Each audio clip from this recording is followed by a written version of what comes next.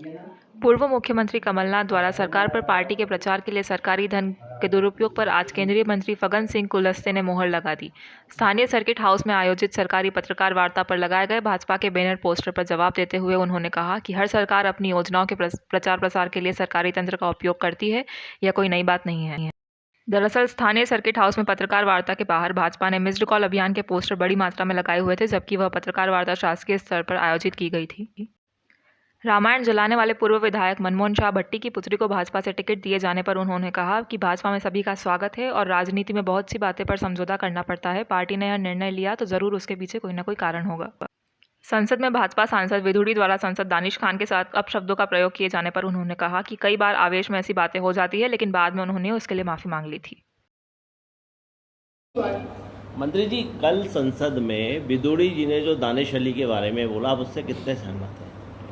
देखिए, बात करते करते वो भावुकता में अगर कुछ बोले हैं तो देखिए, रक्षा मंत्री जी ने माफी मांगा इसके लिए। उन्होंने कहा कि भावुकता में जरा जोश खरोश में कई बार जिस प्रकार का व्यक्ति का कई बार नेचर होता है, तो वो विषय तो वहीं खत्म हो गया। उन्होंने कहा कि माफी मांग लिया।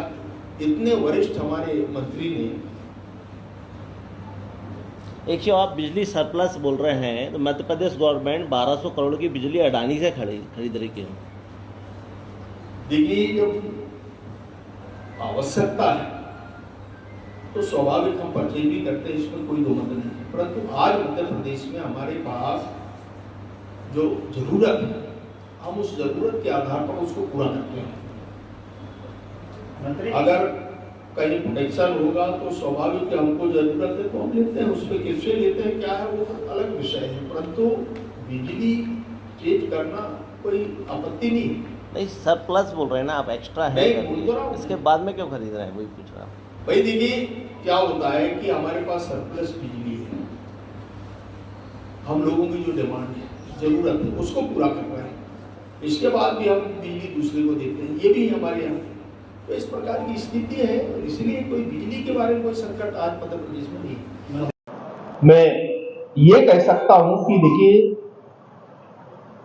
अगर कांग्रेस ने 2004 में जब सरकार की, सबसे पहले 10 वर्षों तक जो भ्रष्टाचार का चरम सीमा पे देश के अंदर दुनिया के लोगों ने भारत को देखा है, भ्रष्टाचार को देखा है, कितने एलिगेशन हुए। आज मैं कह सकता हूं कि इन 9.5-10 वर्षों के अंदर आप बताइए, कोई भी ऐसा एलिगेशन भारतीय जनता पार्टी के ऊपर नहीं है। ये हमने इसको प्रमाणित करके इस संकट से उबार करके देश के विकास में हमने काम किया है।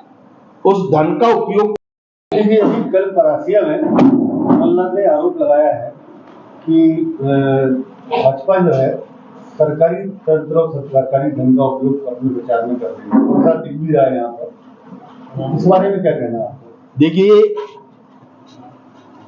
जब कोई जनहितैषी काम होते हैं, जन कल्याण के काम होते हैं, तो स्वाभाविक तौर से सरकार कोई भी रहे, अगर सरकार का कोई व्यक्ति, सत्ता का व्यक्ति अगर आता है, तो स्वाभाविक तौर से हम सरकारी कामकाज की दृष्टि से जब किसी का लोकार्पण, भूमि पूजन या जनता के हित में जो सरकार ने निर्णय किया है, तो स्वाभाविक उसमें कहीं ना कहीं इसका उपयोग होता है।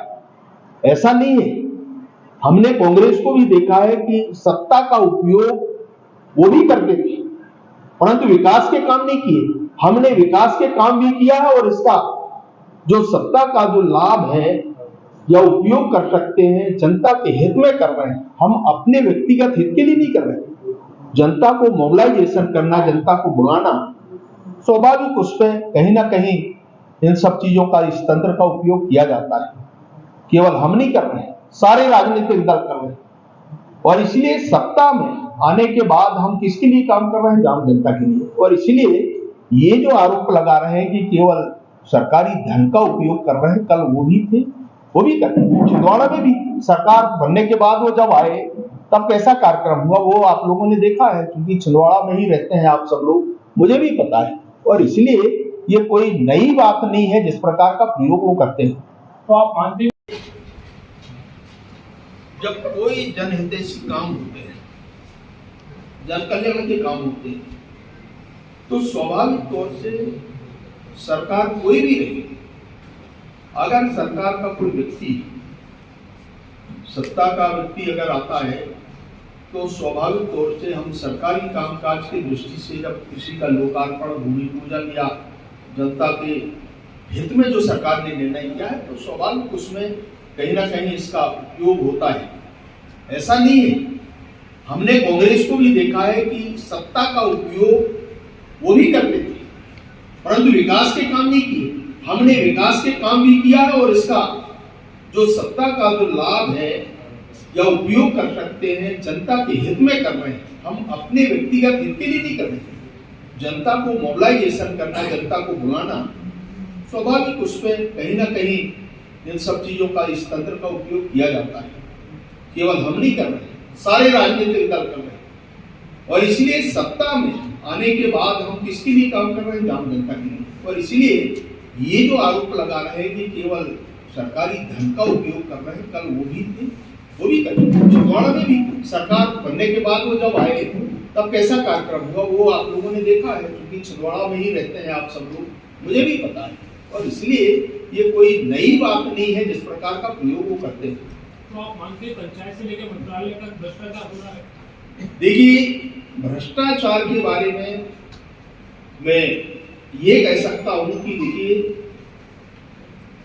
अगर कांग्रेस ने 2004 में जब सरकार की, सबसे पहले 10 वर्षों तक जो भ्रष्टाचार का चरम सीमा पे देश के अंदर दुनिया के लोगों ने भारत को देखा है, भ्रष्टाचार को देखा है, कितने एलिगेशन हुए।